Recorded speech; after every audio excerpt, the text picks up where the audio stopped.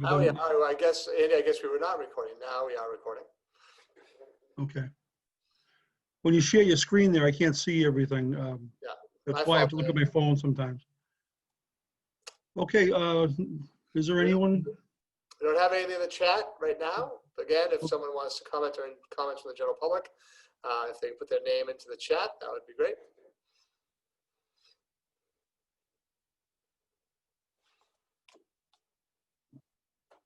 All right. Seeing nobody, I guess. Okay, well, we'll move on to comments on the APC. It's going to be Tom Pinto this evening. Okay. There's Tom. Saw him raise his hand. We're going to promote him to a panelist.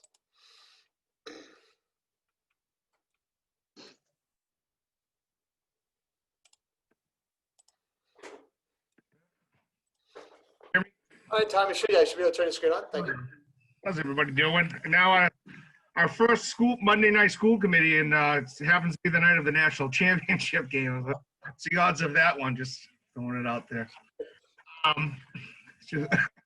So just give us some updates on this. I know both communities, as we represent Plymouth and Carver, we've been seeing increases in COVID cases. I know we actually, in systems have schools shut down with the middle high school and one of the high schools over in Plymouth. Today, just to give you guys a heads up, we held a general membership meeting. We had to use the MTA Zoom link of up to 1,000 people to host it. Probably the largest meeting we've ever had. Use it as an opportunity to poll our members, ask questions to get a base of where our membership's feeling. It was very productive, very positive conversation coming out. And again, we used it as an opportunity to kind of drive our members, our union's message. We'll be putting together the information and we'll be putting it out to the districts to share with what our members express to us, how they feel. But it was, again, very large, our largest meeting we've ever held in person or virtually ever. So I wanted to put that out there and I would say roll tide. Okay. All right, so is that all, Tom? Okay, thank you very much. Have a great night. Appreciate your participation. Okay, we're gonna move on to student council update with Quentin Kittredge. Is Quentin here? Well, give me a second.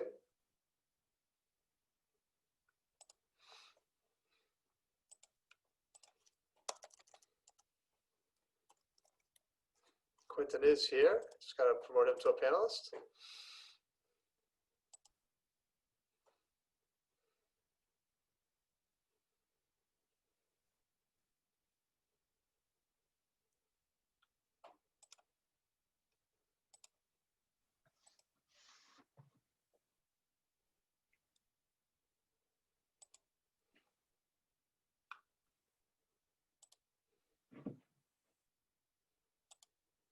Okay, try that again. I'll try a third time. Twice told me he was going to be promoted to a panelist, but has not promoted him.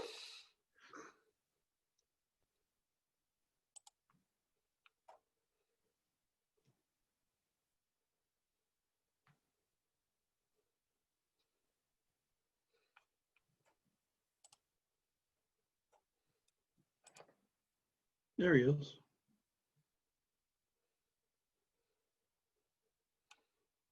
Yep. Took a second. It's been a little funny. Quentin, are you able to, can you hear us? Can you speak? Hi, I can hear you guys. Yeah, the weird part is it hasn't promoted you to a panelist, so I don't know if I can let you turn your video on. I'm not sure what's happening with that. Yeah, give me the option. I used a different way to get you to be able to talk. But it's not bringing you over so I can allow you to turn your video on. Can you turn your video on? No, it says you cannot start your video. Yeah, for some reason it's keeping you on. There you go. It took a while. It finally brought you over. There we go. Now I should be able to turn your video on, Quentin. Sorry about that. I'm not sure what happened. It's all right. Good evening. Good evening, guys. How you doing? Good, how are you? Good. Happy New Year. Happy New Year. So I want to start off with how well December went for care packages. I know I talked about it when we were like in the middle of doing it, and before we even started it, with talking to you guys about how well it's been going. And I told you guys in the beginning we had 100. We said that our goal was to hit 100 total boxes.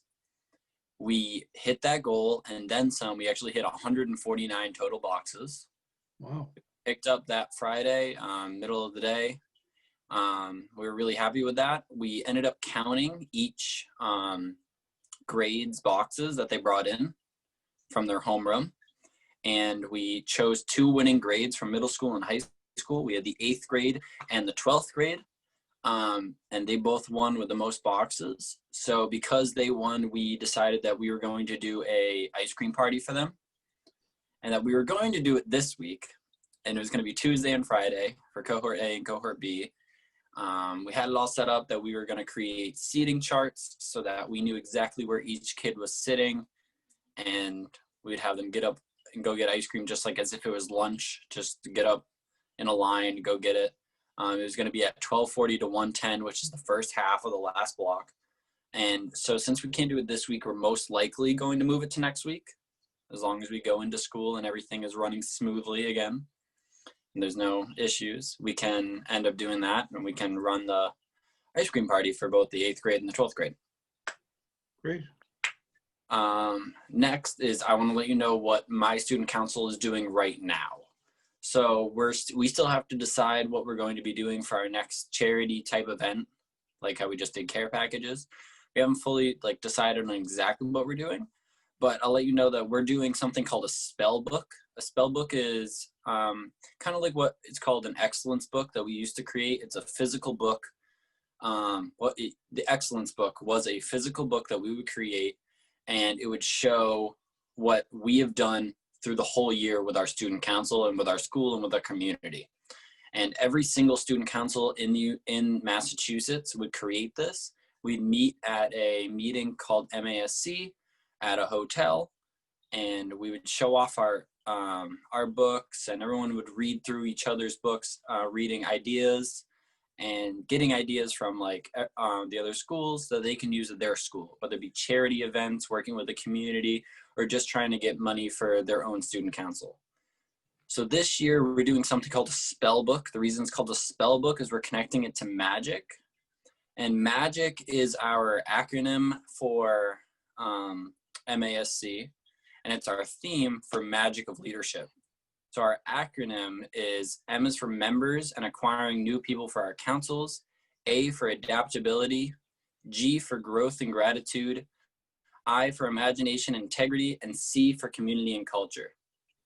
So so this year we're doing slideshow instead of a physical book, since we're not going to be able to meet with the COVID restrictions. So we're creating a slideshow, and the slideshow is just going to be everything that we've done with the care packages and whatever else we have in the future for our student council. Very good. It'll be interesting to see that. Yeah, is that? Oh, you have more, Quentin? No, I'll gladly share with you guys the slideshow as soon as we finish it. It's due by the end of this month. So next meeting, I can bring it up to you guys. That'd be great. great, actually. We'd love to see that. Anybody have any comments or questions for Quentin on this update? No? Okay. May I have a thumbs up? Okay. Well, Quentin, thank you very much. And I want to say thank you, and to all the students that came out and did the boxes again this year for the veterans and soldiers. And that's great that you guys do that every year, and get the community involved as well. Thank you. I appreciate it. Thank you so much. I'm very excited for care packages for the troops, because actually in the next couple months, I'm going to be joining the Army myself. So good for you. Congratulations. That's Thank great. you. Wow, that's stand up for your country. That's great. That's Thanks. amazing. Thank you in Okay. advance for your service. Yeah. Thanks. Thank you. Okay, we're going to move on. We'll see you next month, I take it? I'll see you next month. Okay. All right. Thanks, Quentin. Take care. 2 weeks. 2 weeks. Oh, yeah, that's right. Okay, so we're going to move on to approval of minutes. We have open session minutes for, hold on, my screen just flipped. November 5th and December 21st. Would you like to take them individually, or would you like to bundle them? Or? We should take them individually because I don't think we're all here for each. Yeah. So I move to accept November 5th, 2020 open session minutes. I would second that. Okay, we have a motion and a second to approve of November 5th, 2020. Any questions, comments, corrections on November 5th minutes? Nope. Being none. Okay, this is a roll call vote. Stephanie Clarity, Stephanie Clarity, aye. Jen Pratt, Jen Pratt, aye. James O'Brien, James O'Brien, aye. Jason Greenwood. Jason Greenwood, aye. Okay, and Andy Cotterelli, aye. It's unanimous. Those are approved. Now we move on to Motion, December motion to 21st. approve the December 21st, 2020 open session minutes. Second. Okay, we have a motion and a second. Any questions, concerns, corrections on these? December 21st minutes? All right, seeing none. Takes me, my pause there, I'm just trying to scan the screen here. Another roll call vote. Stephanie Clarity, Stephanie Clarity, aye. Jen Pratt, Jen Pratt, aye. Jason Greenwood, Jason Greenwood, aye. James O'Brien, James O'Brien, abstain. okay, and Andy Cotterelli, aye. All right, so it's 4 and 4-0-1 approved. Okay, so we're gonna move on to communications. Reed's Collaborative Annual Report. Okay, so typically in January, Reed's Collaborative, which we are a member of, Reed's is a collaborative special education school in Middleborough, provides an annual report to the school committee. I'm just sharing that document with you. The only thing I'm going to highlight with it that's within the report is that Reed's is actually in the process of renovating a new school facility. So in September of next year, the Reed's collaborative program is going to be moving over to the old insurance building on the Route 44 Rotary in Middleborough. I think it was Putnam Insurance. I think that's who was there. Don't quote me on that. It was definitely an insurance company. And for the past year or so, they've been working on renovating that building, adding a gym, and transitioning that into a school. And Reed's is really looking forward to moving over to that location with a planned opening for September September of this year or the next school year. So they're excited about that. And I actually worked a lot in terms of that project because as a superintendent, I serve on the board of Reed's, and I was actually on the building committee that they put together because originally they were looking, if you remember, they were actually looking at trying to build a new school. And then there was a determination that really wasn't financially feasible. So they began looking at leasing properties and renovating. And they were able to work out a deal for a lease of that facility on the Route 44 Rotary, and have begun the process of renovating that building for a new school for the students at the collaborative, which is actually well needed. Some of their facilities have become really outdated. And it will be a great place for the students that we do send over to Reed's Collaborative. So that's the only specific piece of the report I was going to highlight. Okay, does anybody have any questions or comments on this, on the Reed's report? Don't see any. Okay, so we'll move on to reports from the superintendent. Thank you for that, Scott. Reports from the superintendent. Since our last meeting, we've had 3 hires for some vacant positions within the district. Morgan Brown is a long-term substitute at the elementary school. Heidi Hallett as a custodian at the elementary school. And Lauren Hopper as an ESP at the elementary school. And that's the only personnel movements we've had since our last meeting. Welcome to them. Let's see, we're going to move on to B, item B, biweekly metrics. Okay, as usual, we'll do our review of the biweekly metrics. There's actually 4 weeks of data here for some of these reports because it's been almost a month since we last met, though we weren't in school all of that time. Obviously, the holiday break was part of that that time period. And I'll spend as much or as little time as you want on the metrics. Obviously, we're going to see, which I think everyone's aware of, that there's been just a general increase of cases in terms of the COVID-19 pandemic across Massachusetts, in southeastern Massachusetts, and within Carver. And obviously, the numbers reflect that. The one thing I do want to point out, though, is I think there's been some discussion within the community, and we've had this discussion back in the fall, in September and October, but sometimes there seems to be a variance in the reporting cases between what's in the state report and what the Carver Board of Health is reporting. So I've added a section to this document reflecting the Carver Board of Health numbers. So I'll add that. I'll bring that up as the first document just to show that comparison. My understanding, again, I'm not claiming to be an expert in the Board of Health numbers. I'm not putting these numbers together. We're just getting them from them and what they're posting, what they're releasing to the public. And their January 1 to January 7 numbers, they're gonna start to now report only new cases in the last 7 days. So new cases in the last 7 days is a little different than how the state's approaching it anyhow. So it's gonna be hard to compare those numbers because the state looks at numbers over 14 days. But prior to this week, I believe they were also putting out data over a 2-week period. But ultimately, anything we're going to look at here, all the data we're going to look at, just shows that there's been an upward trend in the number of cases. If we go all the way back, even the Carver Board of Health data from November 27th, 11 positive cases to 50 for the 2-week period ending December 31st to 37 as an active case count since January 1st, since the beginning of this year. I believe the Board of Health has been a little inconsistent in the home count, which my understanding of the home count is the number of households these positive cases are affecting. So for January 1st to January 7th, they did not report a home count of the number of households that those 37 positive cases or active positive cases were in. Any questions on the Board of Health data or the rationale for why I've added this? Let's see. Hold on a second, Scott. Okay, Stephanie. Okay. Okay. Yeah. Seeing that, the only comment I would have on this is that it's pretty clear that there are multiple cases in the same household. Because like December 31st, 50 and 39. That's just interesting fact. All right. And then staying in this report, now this is starting to get a little lengthy because we've been tracking this since August 26th.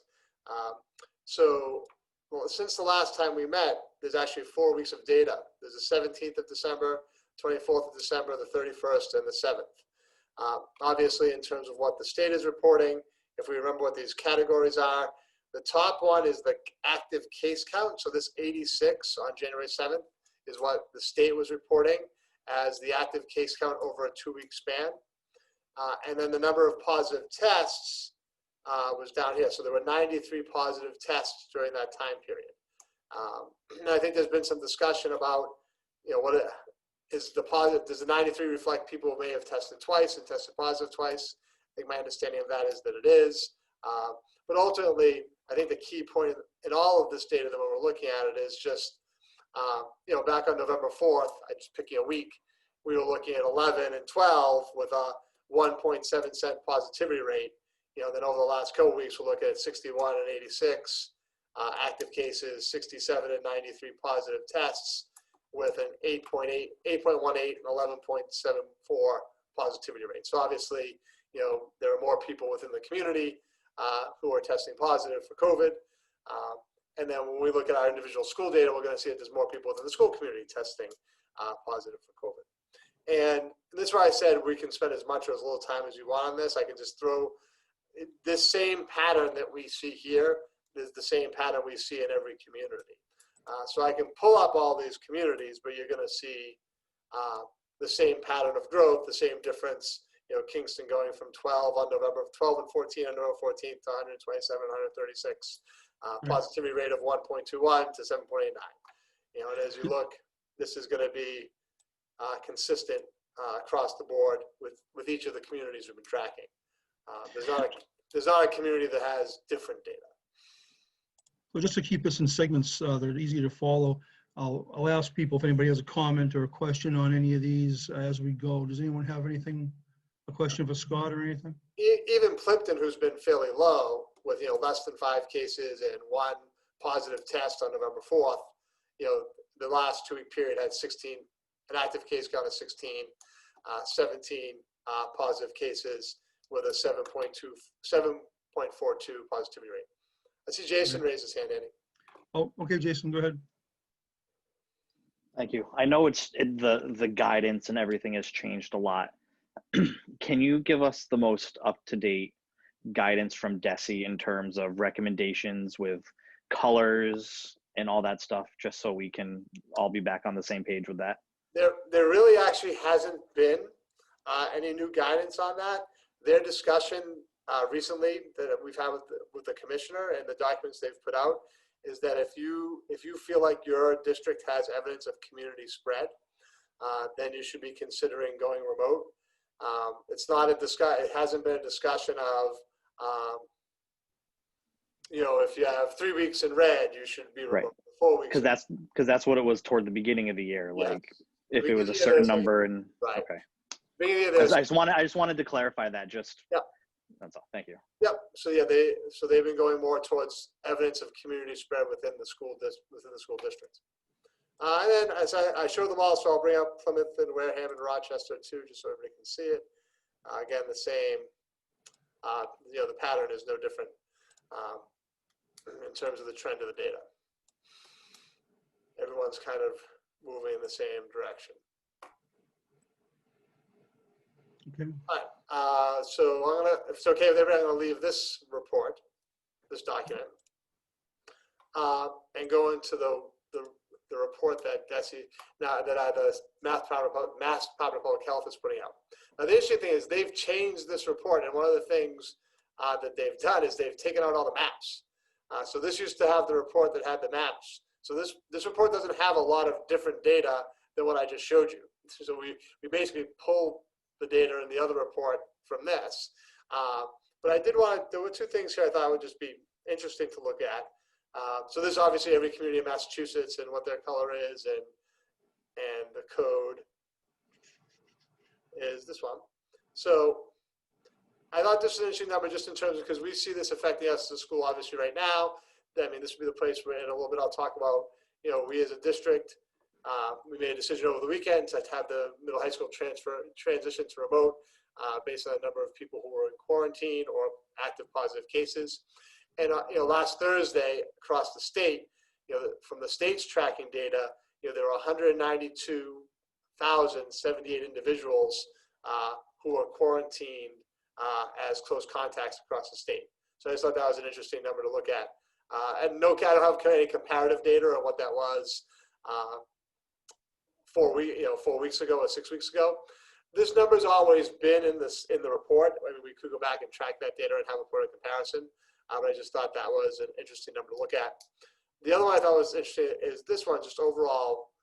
This is just total cases in the state and what's happened with those total cases.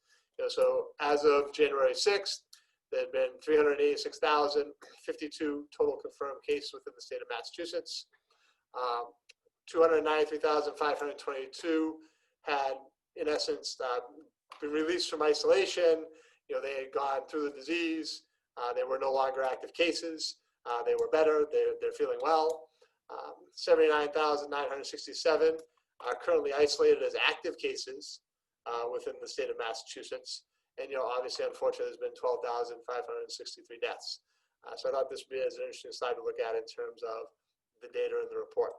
Otherwise, what this report has become, besides the town-by-town reporting, is a reporting on all of the long-term healthcare facilities, not necessarily pertinent to us. And as I said, they've taken all the maps out. So I don't know if there's any thoughts or questions on that report that we generally look at. Anybody have anything? Okay, I don't see anybody. Okay, Scott, sorry. Attendance tracking. Obviously, since the beginning of the year, we've been tracking attendance on a daily basis within the buildings, number of COVID cases, number of people in quarantine within the school. This is all the data from the year. We'll get down towards the end here, since what's happened since the holiday. And actually, if I can get myself up, get it up a little bit.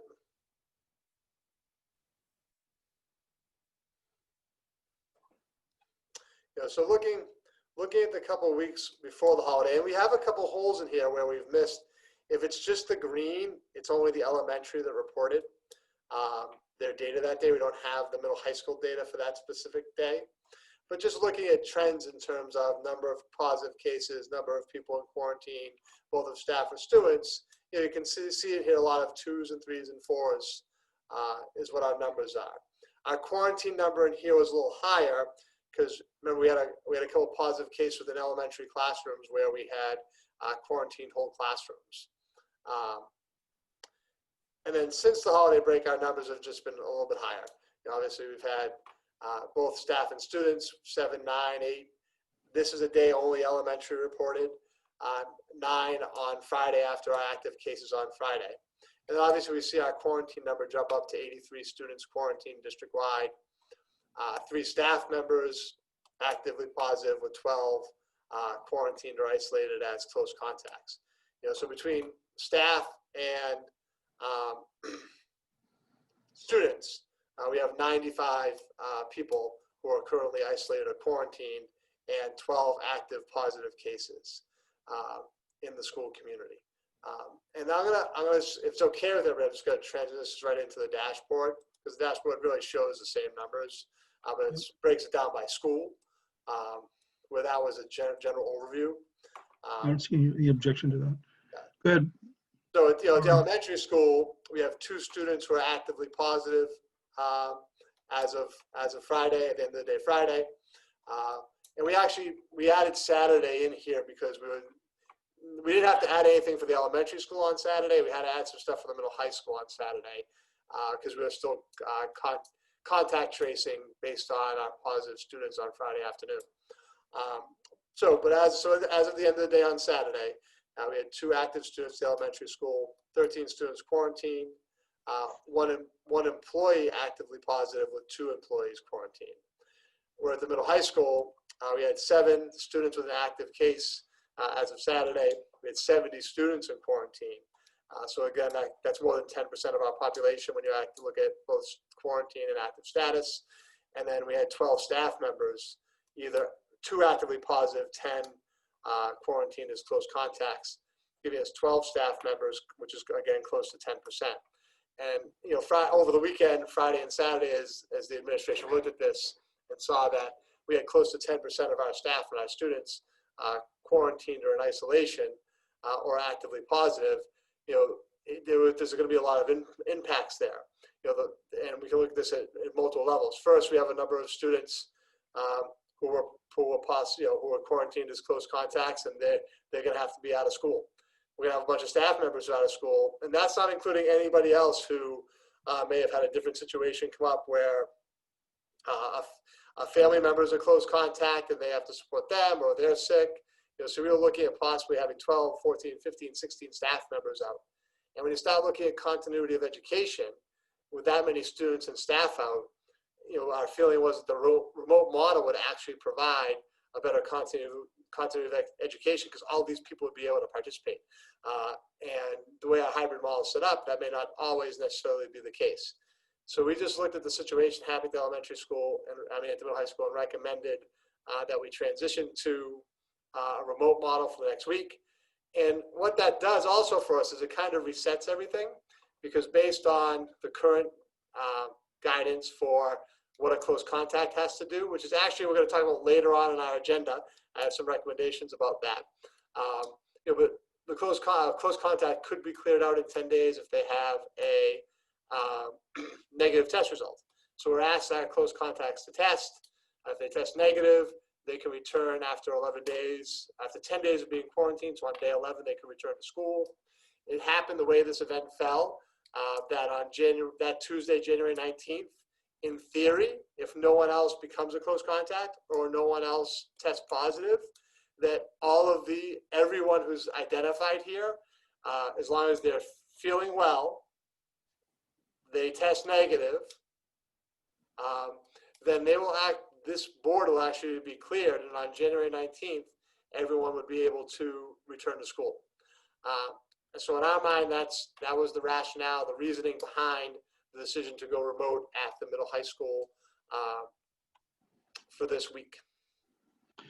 All right, does anybody have any questions or comments for Scott on this part of the presentation? Jason raised his hand. Did you raise your hand, Jason? Yeah, there's a fun new icon here. So in the corner of my picture, my hand is up. I like it. Oh, I see it. Okay. All right. I have I have a question and a, I don't know, discussion topic. First, Scott, I don't know if you're able to tell us this, but the 70 close contacts, can you maybe break down the close contacts from school versus the close contacts from out of Yeah, school? I don't have an exact number, but I can give you a general estimation. So this is an estimation, but I would approximately 40 to 45 of the close contacts were based on positive in school. And so approximately 25 to 30 are close contacts based on situations happening outside of school. Okay. Thank you. And this is something I don't want to fully recommend it, but I want to throw it out to the committee if I am allowed to do so, Andy. If not, then you can shut me down. I'm wondering if we should, at our January 25th meeting, discuss hybrid versus distance and give the public enough time to know based on the numbers that are coming out and what might happen over the 2 weeks. I don't. Hybrid versus remote? Just having another discussion about the What model we're in? well, thank you. The model we're in. Okay. Just based on current numbers. I'm not proposing that we actually do it. I want to see what you guys think about it, just based on seeing these trends. I don't know if that's an appropriate time now to discuss that, but if we do discuss it, I want to make sure the public has enough time to, chime in on all that. So, yeah, I think it's fine as a discussion topic. Yeah, And I don't have any problem with it. Does anybody else have a problem with that for our next meeting for a discussion? As a member of this committee, you pretty much have the right to put what topic you want on the agenda, going through Andy and making Right, sure before that time. You don't need like really permission for it. You can always contact me as well, but you can, it's fine talking about here, but James, your volume, I don't know if you can control, is real low. Sorry. he's just a quiet guy. Yeah. Yeah, so that's I fine. mean, We'll add that yeah, as I have no item problem for with it. January 25th about looking at student learning models.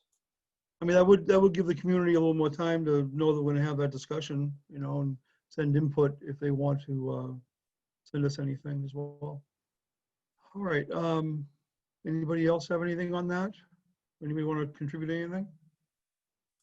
All right, So I guess I would have a question, and I don't know if it should become a discussion, but now that you've posed it that way, besides this meeting and this discussion right now, how is the community supposed to know that that's going to be part of the discussion? Are you going to put? It will be on the post. It will be on the posted agenda. Yeah. All right. I mean, if you want, I don't know if the committee's looking to make some sort of formal announcement that we'll be discussing the student learning model like that. I'm sure it'll get out into the community after watching this meeting. Okay. So we're gonna, Scott, were you done with that part of the presentation? I don't have anything additional on metrics. Jen's raising. I have okay, Jen. 2 quick things, and I apologize because I'm having internet issues over here. So the first is that, just to Jason's question or comment there, in my mind, when we review these biweekly metrics, what model we're in is always a potential item for discussion. It sort of goes with the theme. So I think it's perfectly appropriate, at any of these meetings to bring it up during this time. My other question was for you, Scott. So I understand the rationale for us to move middle high school to remote this week. And the hope is that, we would return to the hybrid model next week. Has there been any discussion or thought process as to, if we feel the remote needs to be extended because there's still extensive people out, like what those numbers look like or what that benchmark might be? Just curious. I would think we'd have to stay similar to where we are now, which I really don't think honestly is realistic. Well, realistic might be the wrong term. I don't think that's probable. Maybe it is, but I would think we'd have to see the same level around that 10% of staff and students, either as close contacts or as active cases and having to be out. So a lot of people have asked the question, what's the number? What's the percentage? What's the trigger? And I know as a committee, we haven't officially established a trigger, and I'm not actually recommending we do. But on Friday evening, as I was processing this, as we were gathering all this information, as we were identifying close contacts, and as I saw that we were going to be close to 10% for both students and staff being identified, either as an active case or a close contact, in my mind, I'm like, well, that's a number.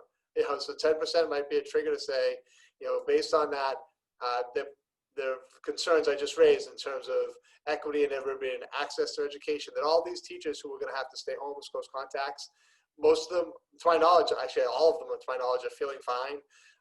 They taught their classes today virtually, and that that's the balance of. And I'm not saying that it has to be 10%, but I'm saying I think it would have to stay in this range. That we felt like we couldn't give everybody a real equal access in terms of their education. So my answer to that question is I see us being able to turn on the 19th. I think we would know by the end of the week, Thursday or Friday, if we had a whole bunch of these close contacts test positive for some reason, or if all of a sudden outside of school, a whole new group of people were identified as close contacts. I think we'd have to consider that. I'm not saying that can't happen, but I don't know. I don't know if that will. I don't know if that answered your question, Jen. Jen, does that answer your question? Okay. And just for the community's sake, I'm not sure if Scott mentioned this or not. Scott, because this was a very quick decision to make when you got the news about the numbers of students and staff members, just for the community, that Mr. Neve did reach out to each of us on Saturday, with me being first, and asked for my opinion and all the committee members' opinion.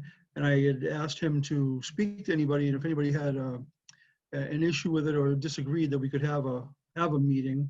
But because of time limits, if everyone was on the same page, we could just go ahead with going to remote. And that's what happened actually on Saturday. But we were all behind that recommendation. All right, Scott. We're going to move on to item C, student learning time. Student learning time.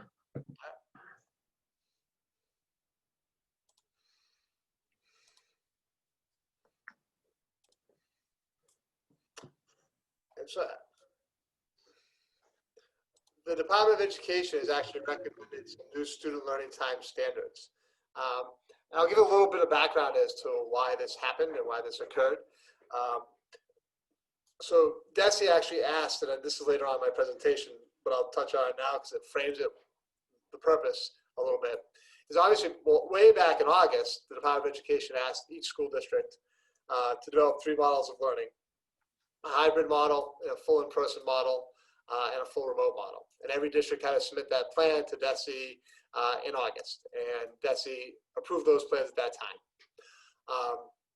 But then as we got into the year, there were some concerns raised throughout the Commonwealth that in some learning models, specifically in some people's hybrid learning model, that there wasn't enough live instruction, that students didn't have the opportunity to connect with teachers on days in which they were not in person. And then there was some concern in remote models that the students didn't have the opportunity to connect with students on a daily or regular basis. So that prompted the department to kind of look again at everybody's model. And in the beginning of November, they asked each district to submit the number of hours of live instruction in your current model and your schedule. So you had to complete a survey, and you had to send your schedules into the Department of Education for them to do a review of how much live instruction was going on. And then based on looking at all that data, the state made some new recommendations in terms of student learning time. So these new student learning time regulations were adopted by the Board of Elementary and Secondary Education on December 15th. They go into effect January 19th, so next Tuesday, and they're binding for all public schools. So for the hybrid model, there are 2 new regulations. Number 1, all hybrid models must provide a minimum of 35 hours of live instruction over a 10 school day period, averaged across the grades in the hybrid model. And when they asked, like I said, they asked us to do a survey. They asked us to look at the average student. How many hours of instruction does the average student receive live? And I'll define live instruction in a minute. The second part of the hybrid model is that a daily check-in with students is required by all schools. And then to determine what standards you have to meet, whether you have to meet the hybrid model or the remote model, is a grade level within a school, or a school is considered to be in the hybrid model if all students have the opportunity to attend in person at some time, even though you might have some who opt out. So as a district, under this setup, we were identified as a hybrid model because we've been in the hybrid model. Now, obviously, the middle high school has gone remote for this week, and I'll actually address that later on in the presentation, because after January 19th, if you transition from one model to the next, you have to meet the student learning time standards for the model that you're in at that time. In this presentation, I said we're currently considered to be a district in the hybrid model, and they determined that we meet the standard. And I'll explain in a little bit how we meet the standard. But right now, technically, if this was next week, we would be considered at the middle high school to be in the remote model, because that is the model we are instituting. And the goals of these regulations is to get more live instruction for students, even on the days that they're home in a hybrid model. And then also to make sure that students have some ability to check in every single day. Because the concern was for students' social emotional well-being, and that maybe some students were falling through the cracks in some of the models that existed. So what do they define as live instruction? Learning that is directed by a teacher and that happens in real time with other students, such as during live whole class instruction or small group work. So what counts as live or synchronous instruction in their model? Live online classes, live streaming of classes, live small group instruction. Office hours do not count. There are a lot of districts that established an office hours setup, and where you said, well, you could, if you wanted to, you could check in with somebody. In our current model, we don't have an official office hours structure, so we're not using that approach, but some districts were, and they said that did not count as live instruction. So as I said, I had to submit a survey for grades 1, 4, 7, and 10. I also had to submit one for our fully remote students in 1, 4, 7, and 10.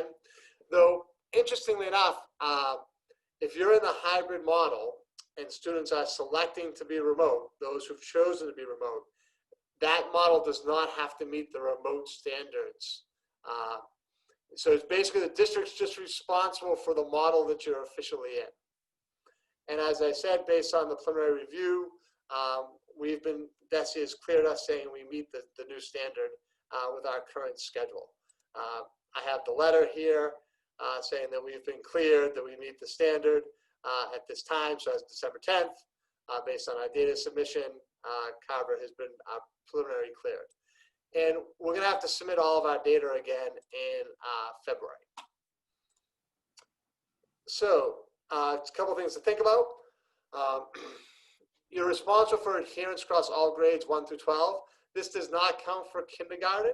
So kindergarten does not have to meet, or pre-K does not have to meet these new learning time requirements. You have to provide interaction between an educator and a student every day. In the hybrid model, that education may be instructional or non-instructional. There just has to be some sort of a check-in. And in the fully remote model, it must be some sort of live instruction every day.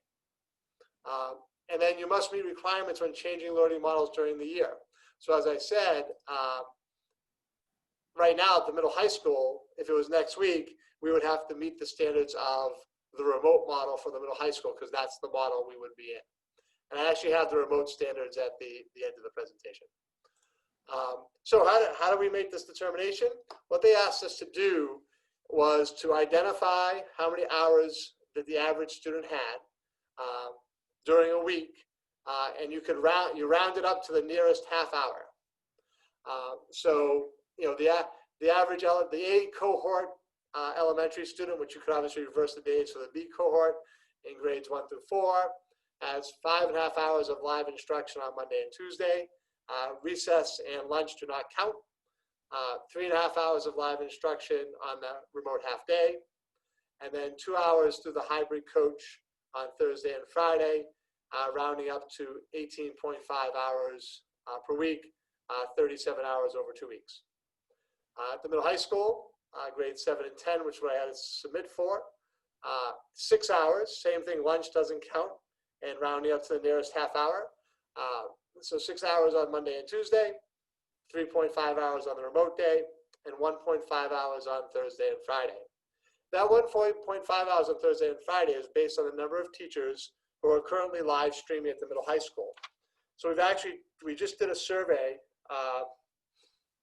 and to confirm this, Mr. Schultz actually asked all the middle high school teachers who's currently live streaming. We have 28 of 71 middle high school teachers live streaming at this time, which is about 40%. And then we have 7 other teachers who may not be live streaming their whole class, but they're doing like a live daily check-in. So the kids join their class for some period during that time. And with those 7 teachers, that gives us 35 total out of 71, almost 50%. And what we did then is we referenced student schedules and said, well, let's look at our teachers who are live streaming across the grade levels. And on average, how many live stream classes do students have? And looking at that data, we determined that every student has someone who's live, almost every student has someone who's live streaming. And it's actually over 50% of students have at least 2 teachers who are live streaming. So on Thursday or Friday, on their off days, they could have actually up to 3 hours of live instruction. But we had to submit for the average student. So we said the average student has 1.5 hours of live instruction on their off days. Again, coming up with 18.5 or 37 hours over the 2-week time period. In terms of fully remote, in a fully remote model, they must provide 40 hours of synchronous live instruction, and you must have instruction every day. Actually, both of our full remote models are well over the 40 hours. Since the middle high school is in remote this week, I did the hours out for them, and they actually are providing 25 hours of live instruction per week, which would be 50 hours over a 2-week period. And I think that is everything that I have in terms of where we are. The one thing I do want to show you is that DESE has had public records requests for this data. So they've actually created this kind of cool website. So I wanted people to know this was out there if they search for it. And if you went to Google and searched DESE student learning time, you would actually bring you a link to this site. And you can look at what other districts are doing with all these different tabs. I'm just going to show you a couple, like live learning time.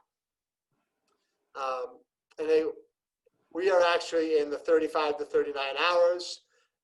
And if you click on that, it actually gives you the list of the districts that are there. So we're actually in the most common area. That's the 67 school districts that are providing 35 to 39 hours of live instruction. And then if you click on that, it gives you just those districts that are doing that. So I just wanted to show people this, that there's actually a lot of, you can crunch a lot of numbers here if you want to spend time looking at it. This happens to be, this is first grade. This is average in-person hours. So we actually have 11 is our in-person hours, 2 days at 5.5 hours in first grade. So you can see where that puts us. That's the second, well, I was actually surprised by this, that there's 61 districts that are fully remote still right now. So in first grade, there are 61 districts and this was actually based on the submission in November. And you had the opportunity to update your submission the first week in December. So I guess this is based on this data is based on the first week in December. This isn't current. So as districts transition models, they're not updating this website every week. So this was just based on what districts submitted for the original report.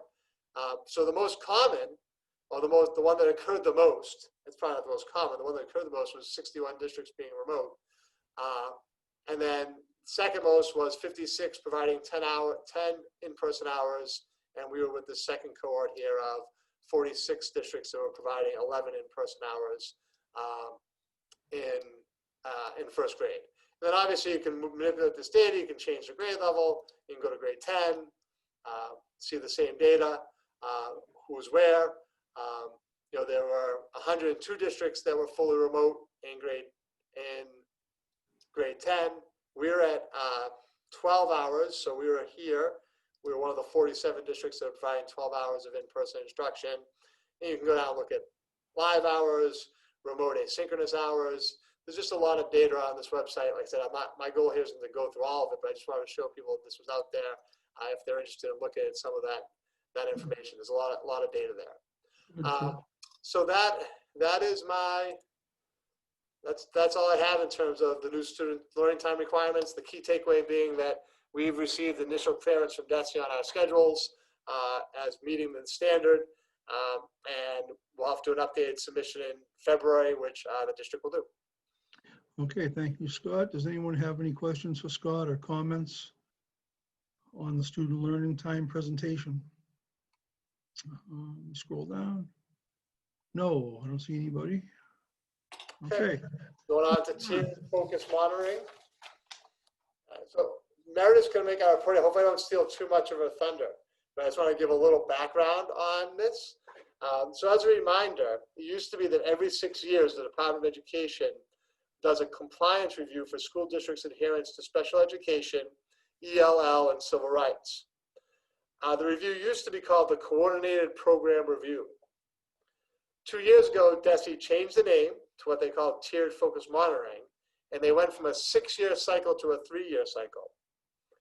The review has 2 stages. In stage 1, the district provides evidence online of its adherence to all the guidelines and regulations. We were in stage 1 2 years ago and submitted all of our evidence. Based on DESE's review of the evidence that we provided, we were given a rating of Tier 1 self-directed improvement. Data points indicate no concern on compliance and performance outcomes. This is the highest rating you can receive in stage 1. In stage 2 of the process, you have a visit from DESE. And I don't know if people remember this from last year. We were scheduled for our visit the week after the closure. So I think our visit was supposed to be March 16th or 17th, and we closed on March 12th. So we never had the visit, so we never had stage 2. It didn't happen last year because of the school closure. So we're coming back to stage 2 now. And they did it a little bit differently, I think probably because of COVID. So they broke out the ELL portion of the review, and they did a teleconference for their site visit. They didn't do a live site visit. They are going to do a live site visit for the special ed and the civil rights portion, and Meredith's going to touch on that a little bit. So kind of an update of where we are is we've actually had our stage 2 site visit teleconference for ELL. We've received our report from DESE, and Meredith's going to talk about that process and the findings of the report, and also talk a little bit about our upcoming site visit, which was supposed to be last March, but did not happen because of the closure of schools. Meredith, hope I didn't take away too much of your presentation. No, you did a great job. Well, oh, she's still there. Okay.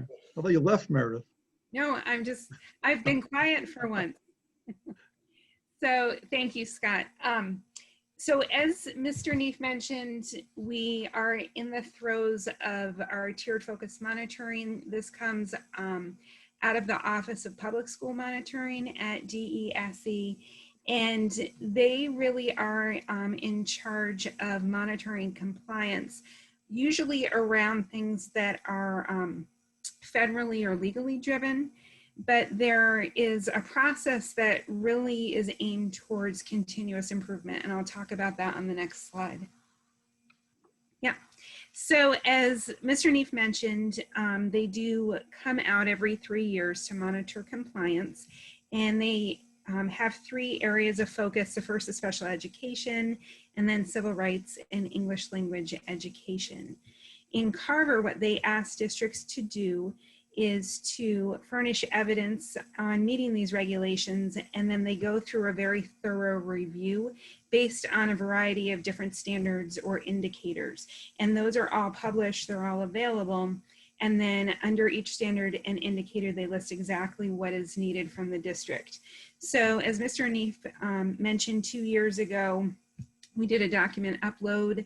Last year, they came back to us and said there are certain documents that are either missing or maybe out of compliance. Let's look at the law together and see, what's happening in practice and then what other evidence you can furnish. They also do a student record review. They do parent and staff interviews, parent surveys, and then they do indicator data. And one of the things that's fascinating to me from being on the district end of this process is there are certain things that we curate that we furnish for them, but a lot of the data that they review is done based on this huge statewide system of data that they collect, usually while we sleep, that covers everything from student identifiers and staff identifiers and attendance and discipline and that sort of thing. And what they're really looking at from the special education, the civil rights, and the English language education standpoint is, do students have equal opportunity and do they have the supports and protections that are provided by law? So with that said, thank you, Scott. So with that said, today we're going to focus on English language education. Yeah. Just because we just received our report back in December. And to give a little bit of context, we are still what is referred to as a low incidence district. We have under 100 English language learners throughout the district, far less than that. But we have noticed an enrollment trend that our enrollment for this particular subgroup doubles every 2 years. And in response to that, we've expanded the number of staff that we have. We've made sure that they're English ESL certified and that we pay attention to the laws that provide support, progress monitoring and progression, and additional requirements to meet the unique needs of this particular subgroup of students. So with that said, part of this review is to make sure that we have an identified and implemented model for English language education. And there are 3 different options. We pick one called sheltered English immersion. And really that's kind of a 2-pronged approach. There's sheltered English immersion, meaning that students are immersed in the classrooms and that they're also receiving some language education. It also means that teachers that are teaching content where students are participating, that they have some additional strategies that help support students that are trying to acquire the language. Under this, it's a requirement that our English language students are placed with teachers that have the SEI endorsement. And if they're not endorsed when a student is enrolled in their class, then they have 1 year from that calendar date to receive the endorsement. And DESE tracks all of that through their licensing system. And then there's also a requirement once the endorsement is in place that for every recertification cycle that teachers participate in 15 hours of additional ELE professional development. So the idea is to make sure that there's some focus on professional support for teachers. The other major component of the English language learning TFM is making sure that we acknowledge and are working towards improvement using the Castañeda Test. And the Castañeda Test comes from case law that states that there are 3 prongs that districts need to make sure that they implement to make sure that their program is not only in compliance, but more importantly, supportive in embracing the needs of English language learners. So as I just mentioned, there's the need to have that SEI, that sheltered English immersion. And then we also need to make sure that there's meaningful participation in these programs and that it is inclusive and that there's equal opportunity. And then lastly, to make sure that we are monitoring progress of students in the areas of reading, writing, speaking, and listening.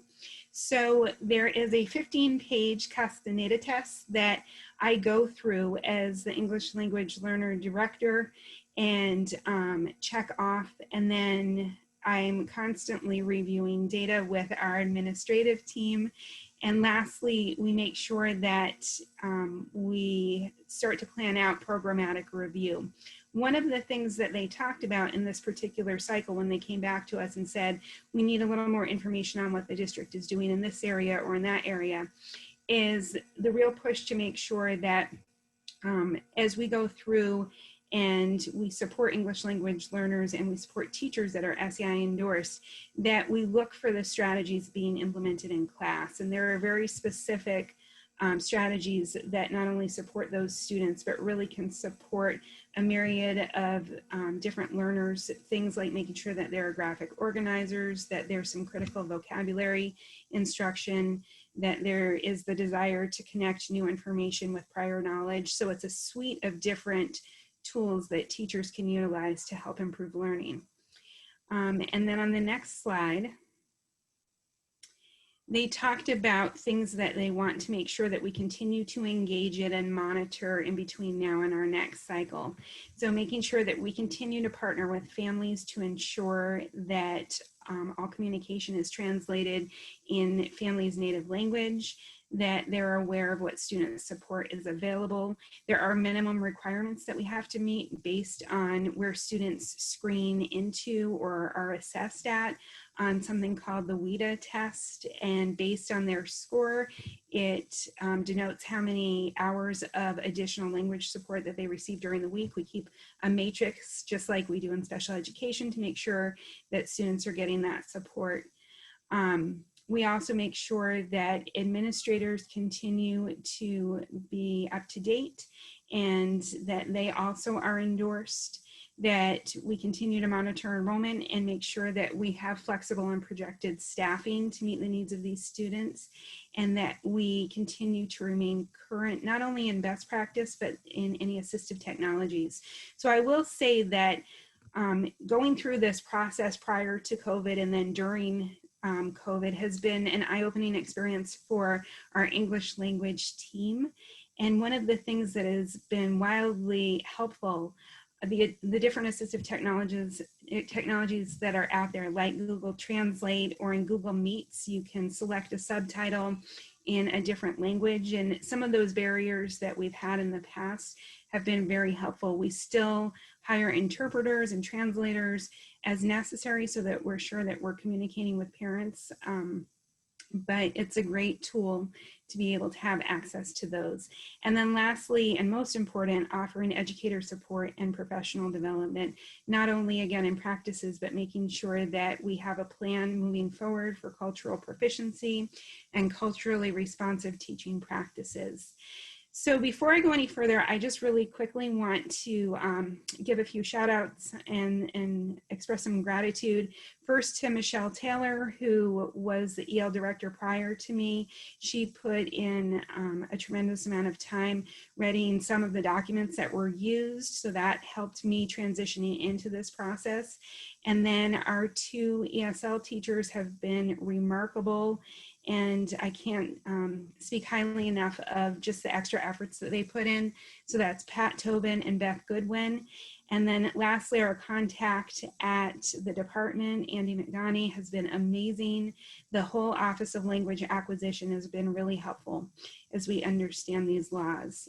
The last piece that Mr. Neef wanted me to just really quickly discuss is our timeline for continuing our TFM in the other two areas, in our civil rights compliance and in our special education compliance. I'm working on that with Karen Teichert and our administrators and select teachers. And we had our orientation call last week. And then during February, there will be a parent orientation and parent surveys will be sent out. And then, as Mr. Neef mentioned, we will have our interview process and our review the first week in March. So with that said, I'm open to any questions that the committee has and anything that I might be able to help clarify. Okay, does anyone have anything for Meredith? Jason raised his hand. Jason, okay. Thank you. Do you know about what percentage of staff are SEI certified right now? I do not, I can't just like whip off the percentage, but it's Of course, but Yeah, it's something that we track. So I will tell you that we have at the elementary school, we have some grade levels where the whole grade level is endorsed. In other cases, it might be 2 teachers, but I work closely with Mrs. Maestas and in terms of making sure that students are placed accordingly. And then at the middle high school, I would say that it's probably between 40 and 60%. You might say 50%, but I think it's somewhere within that range right now. Okay. And I was just thinking, oh, sorry. no, I was just going to say, and it's something that Gina Russell helps me track and that we communicate with administration about. Yeah, I was just wondering if it'd be even worthwhile to try to do a group SEI training for the people who aren't certified, if that was something that they might be doing. But that's just, I thought it was part of certification, but I guess not. I thought you had to be SEI certified during new certifications, but I think the more teachers, the better. So if there's opportunities for like a mass certification, like not Massachusetts, but like a mass group of teachers. So we have actually done that over the last couple of years. We've offered the SEI course here in district. Okay. We're not offering it this year at this time, but it's something we could definitely look at again and do next year. Okay, that's all I had. Thanks. Okay. Is there anyone else who'd like to jump in on this? Okay, I don't see anyone. Scott, you had something I was else? just going to say that I brought up the letter from the department saying that we've been found in compliance with all the criteria monitoring during the TFN review, and no corrective action plan is required at this time. So they did not give us any indicators in which we had any corrective actions. Well, that's good news for our district, and thank you everybody for the hard work, and Meredith and everybody involved. It's always appreciated. Thank you, Meredith. Thanks, Meredith. Okay, so we go to item E, updated COVID guidance. So I'm not the COVID guidance is always changing. It's a moving target. And one of the things that's moved a lot recently is the definition of a close contact, which you've had a lot of discussion about this evening. So in the middle of December, the CDC and then the Mass Department of Public Health updated their guidance and timeframes for quarantine and test requirements for a person identified as a close contact. On Monday, December 21st, DESE officially adopted the new CDC and DPH guidance. So the new guidance from DESE, CDC, and DPH is as follows. A person who is identified as a close contact should test at least 5 days after the person's last exposure to the person who tested positive. If the person receives a negative test result by either a rapid test or a PCR test and has no symptoms, they can return to work or school 7 days after their last exposure to the person who tested positive. Basically, it's a return on day 8, it's supposed to quarantine for 7 days. The guidance that we've currently been following is a little different than that. And that was the last version of the CDC close contact guidance, which the distinction in that was to test on day 8 with a PCR test to be able to return on day 11. So the CDC has shortened the close contact quarantining procedures. We've reviewed the new guidance with the school nurses, and they're actually recommending we follow a bit more stringent protocol in our schools, and I support their recommendation. So the school district's recommendation for what we do for close contacts would be that a person who's identified as a close contact should test at least 5 days after the person's last exposure to the person who tested positive, which is the same as the CDC, DPH, and DESE guidance. If the person receives a negative test result by either a rapid or PCR test, same as the CDC, DESE, and DPH guidance, and has no symptoms, they can return to work on day 11. So they have to quarantine for 10 days after their last exposure to the person who tested positive. So our nursing staff and our administration feel that in terms of maintaining the safety of the school environment, that maintaining the 10 days of quarantine is vital, even though the CDC, the DPH, and DESE now has accepted the 7-day quarantine with returning on day 8. Ultimately, we just feel that in this instance, we'd rather be a little bit more conservative and go with the 10 days. I've read some articles. I'm not a medical doctor. I'm not claiming to be an expert in any of these things. I've read some articles in which they've stated that one of the rationales for the CDC to go down to the 7-day quarantine was that they just felt like they would actually get better compliance from society as a whole, asking people to quarantine for 7 days instead of 14 days. And that there is a lot of evidence that most people would develop symptoms within 4 to 7 days. And then if you get past day 7, your odds of becoming ill are decreased. But ultimately, as a school district, we do have some control of allowing the students to return under this guidance. And we feel like the 10 days is a safer model to approach. There's a lot of evidence that there are very few people who test positive after 10 days from their last exposure to someone who tested positive. That obviously there are examples out there of that happening. That's why the original guidance was 14 days. So again, it would just be our recommendation that we kind of take a hybrid approach to this and have the school district's official policy on close contacts at this time be test after 5 days. If you have a PCR or a rapid test and you're feeling better, you could return to work or school on day 11. So I don't know if anybody has any questions for me about that recommendation. Okay, we see Jason, I think, got his hand up. Yep. I think like one thing that's missing from this that I think we need to reiterate is what happens to a close contact who doesn't test or doesn't want to test. So I think we need to re-clarify that as well as part of this. So there is a distinction here. Under the CDC guidance, that person can return on day 11. So the CDC, DPH, DESI guidance is that if you do not test, you can return on day 11. We would also like to stay with 14 days. That's the current, I shouldn't say it's the current guidance. That was the previous guidance. What is, if you chose not to test, you had to do the full 14 days. And our nurses are recommending that we stay with that if someone chooses not to test, they do the full 14.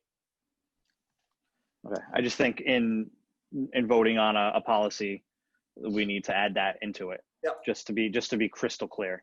So there's no, that's all I have to say. Okay, thank you, Jason. Anybody else want to add something to this discussion? The only thing I would add is that we've looked at a lot of guidance from DESI, and a lot of what we're doing is based on DESI guidance, and the school committee has not voted on each of those individual guidance documents. We've just saying we're accepting that guidance. So my recommendation is that the school committee would vote on this though, because we're actually accepting it. We're creating a guidance that's different than what the DESI guidance is, what the CDC guidance is, what the Mass Department of Public Health guidance is. So I think in this situation, a vote would be warranted if the committee supports it. If not, obviously there could be a motion in support of the recommendation. There could be a motion to keep our current policy that we've been following, or there could be a motion to accept the CDC DESI guidance. All right, and the other thing is, Scott, maybe I was zoning, but I don't think I heard you say this. Our school nurses help the town track the cases for the Department of Public Health. I did not say that, but yes, one of our school nurses is actually also actively supporting the town and the Board of Health as a contact tracer in the town. Right, so they're involved in not just our issues, but the whole town.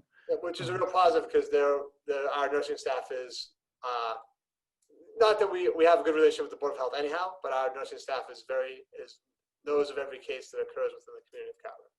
And our nurses are recommending the extended time. Yeah, we're recommending the 10 days as a quarantine. And the 14 days if you don't test, right? Correct.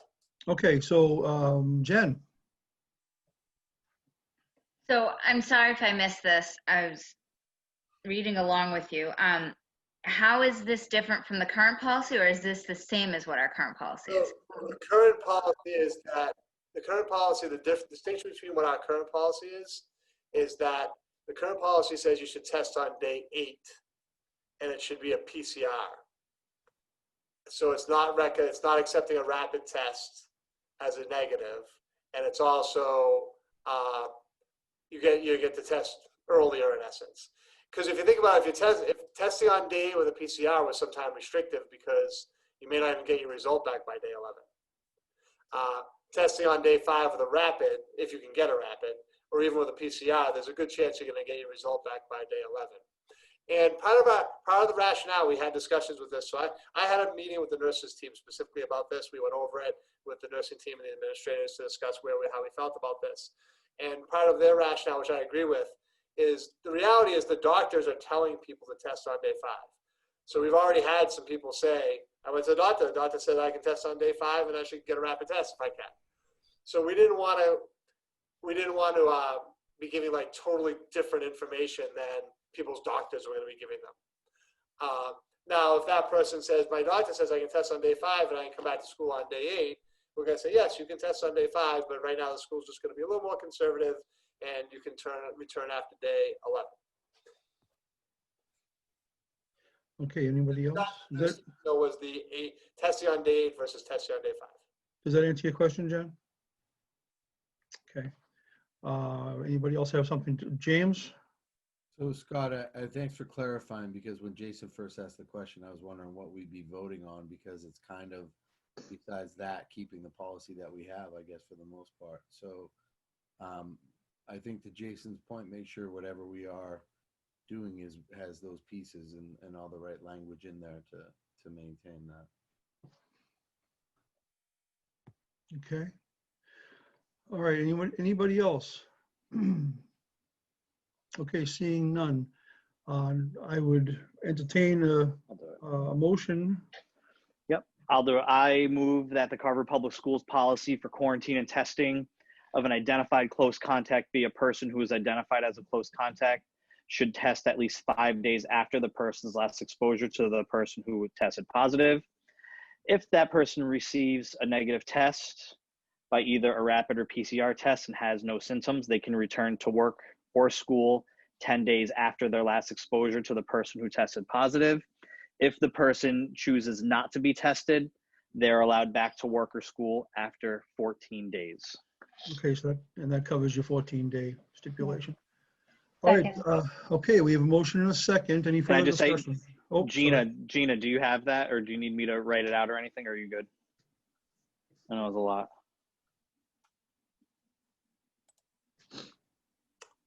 Gina, did you get the official motion?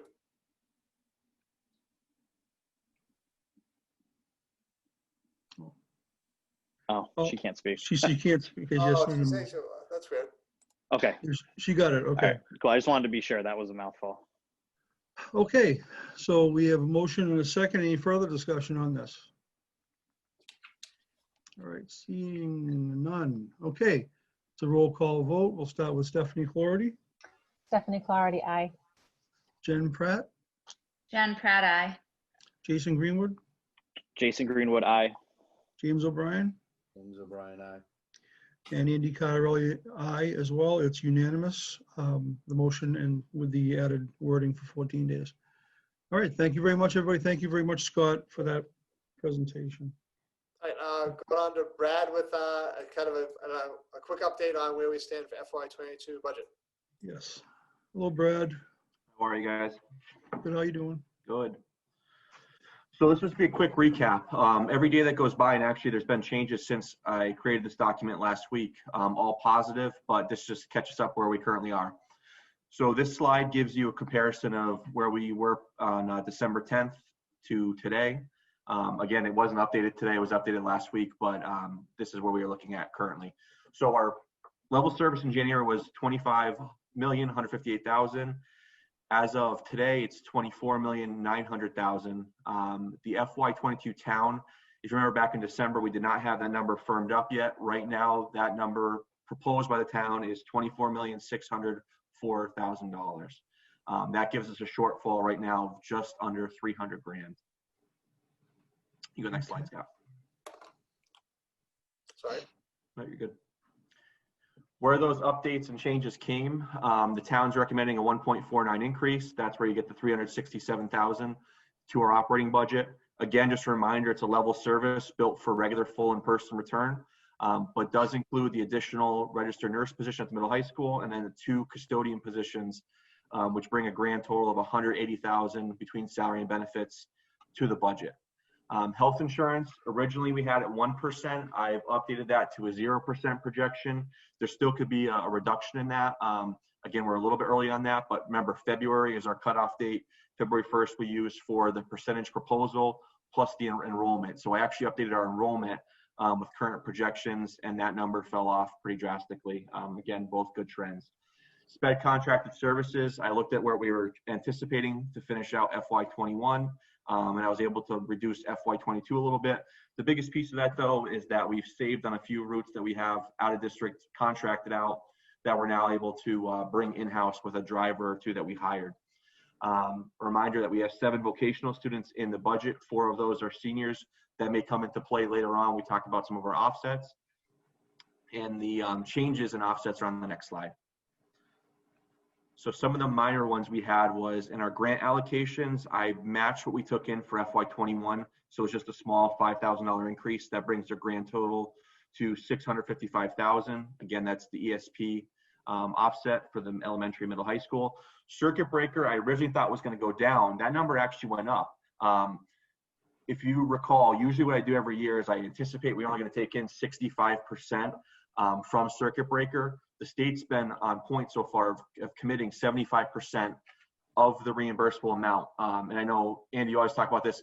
That number does not represent a dollar for transportation. So that was cut out, but they are still saying they're committing 75% for the actual tuition costs. I just looked online.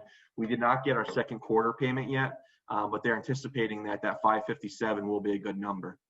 So as more comes on, I'll get a firmer grip on that, but I think that's a pretty safe number because like I said, they did back off the transportation piece, but we have built in the 75% in this number now. One big thing we discussed last time, that this will be a free cash article. This will help both the town and the school. The 82,800 number for HRA reduction. If you guys remember when we moved to GIC 3 from GIC 1, the town committed the savings for all 5.5 years. We have to put into an HRA account for staff to draw from. That was in our operating budget, it still is. This proposal is to actually fully fund that dollar amount for available for the next 2 years or required for the next 2 years out of free cash. So one, that helps FY22 budget. It also helps FY23. Again, that will need town meeting approval. Any questions on that? That was the biggest piece that we kind of added in, embedded in this. That was a big driver on that. The pre-K fees, 40,000 again. School choice is 400K. We actually are projected to take in just over 425,000 this fiscal year. So when we discuss and we add on, we may propose bumping that up to 425. I think that's a safe number. Athletics, that just represents what we're projecting to take in for revenue. Intramurals and parking fees, the same thing. Items still in play and possible solutions. For still in play, out of district tuitions, we use the same February 1st deadline for that. We'll take a close look at who we know is on our books. Health insurance enrollment rates, as I mentioned before, February 1st is our deadline again. So we'll look at that come February 1, make the adjustments on that. But I think we're pretty safe on the number I have in there. The HRA is to be approved from free cash. We just mentioned that. In addition to that, I had a phone call today with Meg from Town Hall. And I think we're also going to add in a Plymouth County retirement piece. If you remember, we did that from not from free cash, but out of the solar money that we anticipate taking this year. That saved the school right around 40,000. We're going to look at doing that again next year, which would free up our operating budget by right around 50 grand for FY22. So more to come on that. That's not added in here. I just had that conversation today, but that's the mindset on that, that'll help take off the 300 grand shortfall. Other things we may be able to do is prepay out of district collaborative tuitions. Additional use of school choice funds. Again, we know we have a balance of about 500, maybe a little bit more at the end of the year, 1,000 to cover those 4 kids who we know are seniors for vocational. It's a one-time expense. It makes sense to use one-time money for. And we're projecting right now to be able to roll over. I have 25,000 in Title I that I think we'll be able to roll over from FY21 to FY22, and that's due to parents' savings. And updates on this that we got late last week too. CARES funding and additional state and federal support. So CARES funds, we have submitted our FY21 reimbursement so far. I will say that did get extended to cover all the way through calendar year 2021 expenses. that may be working with the town. We may have some additional funding available as well that will help offset FY22. And we also got note that we are going to be getting additional money through a legislative act that was passed from the federal level that would give us more. It's based off Title I funding, but we're not sure the exact amount yet. We should have that late this week, early next. But it's going to be also, again, available money that we can use to help offset any costs related to COVID expenses. The only point I want to add on that is that the federal stimulus package that was just passed, and like I said, we don't know the amount yet. But in our call last week, they said that those funds were going to be available over multiple years, actually. And the district's going to have some flexibility on when we use those monies. FY22 and FY23, like you just mentioned. Yeah, we'd have the opportunity to use it in both FY22 and 23. So over the next two fiscal years. And even this year, we probably wouldn't need it this year, but it would also be available possibly this year as well. Is that money that has to be used for COVID-related things, or just in general? The CARES Act was mostly COVID-related. COVID-related expenses, but I think it's a pretty broad base. Okay. In terms of until we get the grant rollout, Andy, I'm not 100% sure on that, but as soon as we get it, we'll give you guys more info on it. Right. Okay. Does anybody have any questions on that for Brad on the budget update so far? Again, everything's trending in the right direction, so it's all good. All righty. Okay. Was that it, Brad? Yep. Okay. Thank you very much for that update. We appreciate it. Okay, we are moving on to, where are we? Budget transfers. Yeah, Scott, if you refresh, I just linked that, so it should refresh for you.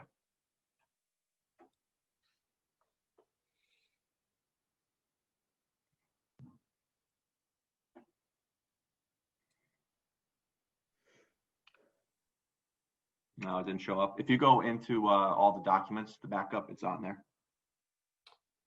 Okay. Since I just closed everything out. Sorry about that. Just give me a second.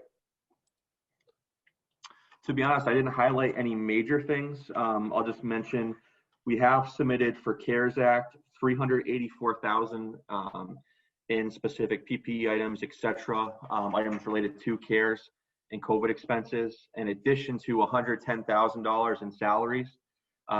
Those allocations only covered us through the end of December. We have the extension, like I mentioned. My thought is, if we don't have to spend another dollar in this, that gives us more flexibility to spend money and help offset FY22's budget shortfall, which is what we should do. We anticipated only having that money available up through December, so we've already moved savings over to cover other expense lines that have variances over what we originally anticipated. So those are covered through other savings we've had. So my suggestion would be to leave FY21 as is and utilize any additional CARES money you have to help offset FY22. Okay. But once Scott opens that, I'll go over just some quick highlights. But again, I don't have any major line items to tell you guys. This pretty much cleans up our books up to date. I know with my departure in February, I want to have them up to speed as much as possible. So you'll see highlighted in here, a lot of lines still have some play in them. I anticipate those lines I highlighted in the light red to have savings by end of the year. You'll have to keep an eye on those as we go throughout.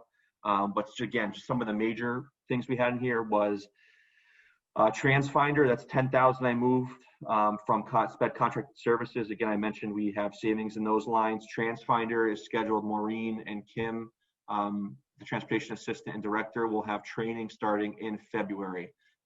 Big keys on that is they're updating the maps, which will help Carver. When we look up something, it'll have updated Carver specific maps, as well as working directly with Aspen. We can take student addresses, everything, and it just rolls over actually overnight. So it should help them move faster along through route creation. What else is on here? Long-term subs, we are moving salary savings over from para lines. We haven't had to replace as many paras who left this year. We're moving that savings in the para lines to help offset our long-term subs we've had to expend this year. Brad, where are you? Yeah, what Yep, line? I'm not really anywhere. I'm floating all around. That's why I Oh, didn't okay. have anything specific that I wanted to like highlight Okay. for line items. I'm just going kind of going through. But if you guys go through this and have any questions on it, by all means, you can feel free to ask. Okay. The biggest piece on here, which I know we talked about earlier in the school year, was food service. We're definitely seeing a loss in that. My plan is to get ahead on that, and I've moved over $60,000 from just various line item savings we've had to move into the lunchroom monitor line. And Scott, if you scroll up a little bit, I'll just show you guys that one. Which line's that? It's keep going up a little bit. It's nope, you're good. Hold on one second.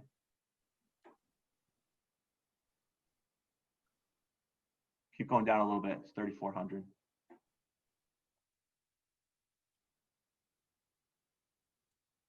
Right there. Line 183 and 184. So I'm going to move over 30,000 on each of these. And what I'll do is I'll move over the expense that we have in our revolving account for food service salaries into these accounts evenly, 30 grand each. My thought is this should be the only adjustment we have to make that helps cover food service that will keep us in the black. Again, it's been a rough year, but just based on numbers and how many kids we have cutting in half, how many are in day to day, plus losing Wednesdays, in addition to families really sending meals from home. It's been a tough road for food service. So I think the 60,000 though should cover them with this one-time adjustment for both of those lines. Brad, I have a question on that. Yep. How is the reimbursement from the government on our lunches and breakfast Still program? the same, still fully covered. Both are fully covered. It's just reality is the amount is still lower than what we put in last year. But when you think about it, I mean, you think about it, you're cutting out Wednesdays first of all, and then you're cutting down half our population that came in the buildings on the remainder of the 4 days. So when you look at that, when you think about how much that's decreased, we've done everything we can. We looked at staffing. We didn't replace a lot of positions and people that left, but we're still just not getting our numbers to really where they need to be to sustain it. So this is the big piece of that. Okay. Anybody else remember too, we made the commitment to make sure that we kept all staff whole. We did the same thing with our paras of paying everyone their normal scheduled hours that we were going to do. So a piece of this would have to move over anyway. It's just larger than I had hoped.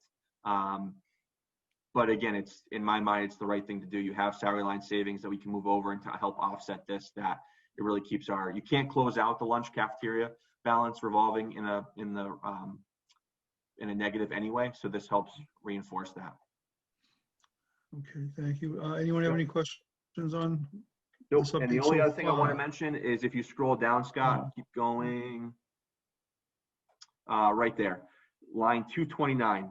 So right now, when I just updated our books, we have $40,000 that's technically unallocated to an expense line right now. That doesn't mean that it's not going to be used throughout the year. There may something else come up. It may come up, but I'm using this early retirement line as a placeholder for that savings right now. So that's where you see that 40,000 in there right now. So that's for unexpected. Anything that comes up, expenditures? exactly. Yep. Okay, a little bit of a little reserve. Okay, was that it, Brad? Yep, that's it. Unless you Okay. guys have anything for me. Anybody have any questions on that? I don't Brad, see you're looking any. for a, Yeah, we need a motion and approval. Okay. All right, we need to go back here. All right, so do I have a motion to approve these budget transfers? So moved. Second. Okay, we have a motion and a second. Any discussion? I'm sure I didn't see any, but I'll check one more time. I don't see any. Okay, it's a roll call vote. Stephanie Clarity, Stephanie Clarity, aye. Jen Pratt, Jen Pratt, aye. Jason Greenwood, Jason Greenwood, aye. James O'Brien, James O'Brien, aye. and Andy Cotterelli, aye. It's unanimous. Budget transfers are approved. Thank you, Brad. All right, thank you guys. Thank you, Brad. All right, now we go to recommendations from the superintendent. nope, Right? going on to. Oh, wait, sorry. Reports from the school committee. Sorry, I had my wrong place. Would anybody like to add something here to our meeting before we end and go to executive session? I will really quick, Andy, if that's okay. Sure. I just want to say thank you to everyone within the district. I know this past few days have been, this past week has been crazy in many ways. But I just want to say thank you to everyone for how hard they worked. I know that we had a lot of staff working over the weekend. And I know it's hard for a lot of people to find time to step away from education right now. And I just want really everyone in our district that's working so hard right now to know how much they're appreciated. To the general public, I know that this is a very trying time for everyone and very uncertain, and it is very fluid. So I just want to ask everyone to, please be patient, please be understanding, please be kind. If you have any questions or concerns, please reach out to your building principals, please reach out to Mr. Neef, please feel free to reach out to us. And just to remind people that there are resources available that the schools can provide for families who may be struggling right now. So please do reach out, because we can't, help anyone unless we know that there is a need. So please just keep that in mind, and everyone try to do their best to stay safe. Thank you, Stephanie. That's it. Thank you. Thank you. Anybody else? Jen? Thank you. I hope that everyone had a good holiday. 2020 has certainly started with a bang, and we've seen continued rise. And now, unfortunately, middle high school had to go full remote this week. And I know there were opinions concerning that from people who thought, we should have done that right out of vacation, to people who feel like it wasn't necessary. People wondering, why didn't we do elementary as well? And we hear your concerns, and I think that our administration is doing a great job at reacting and proactively planning for these situations. And I want to thank everybody, again, as Stephanie said, who worked this.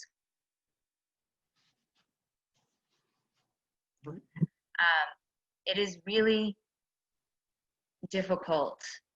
None of us have a crystal ball to know what's going to happen next week and to know what the right decision is going to be. But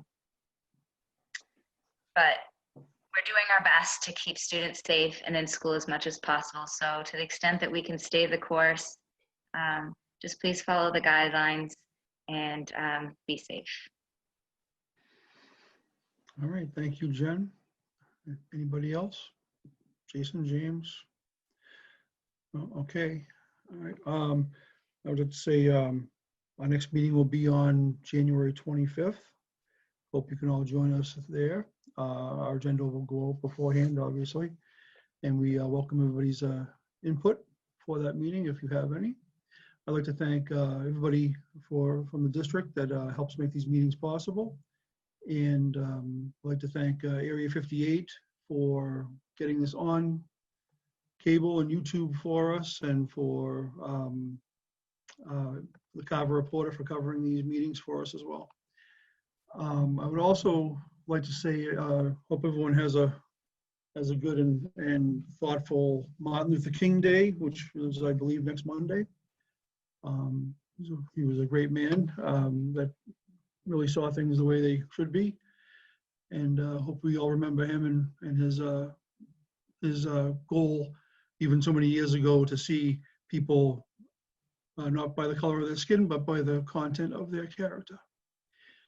All right, so with that, I would take a motion to go to leave regular session and to go to executive session, not to return. I move to adjourn to executive session for the purpose of discussing strategy with respect to collective bargaining for union and non-union personnel, and not return to open session. Second. Okay, we have a motion and a second. All those in favor? It's a roll call. Oh, sorry, roll call vote. Stephanie Clarity? Stephanie Clarity, aye. Jen Pratt? Oh, I think she's frozen. She's frozen. And Pratt, aye. There you are. James? Oh, James James O'Brien? Okay. Jason Greenwood? Jason Greenwood, aye. And Andy Cottarelli, aye. That's unanimous.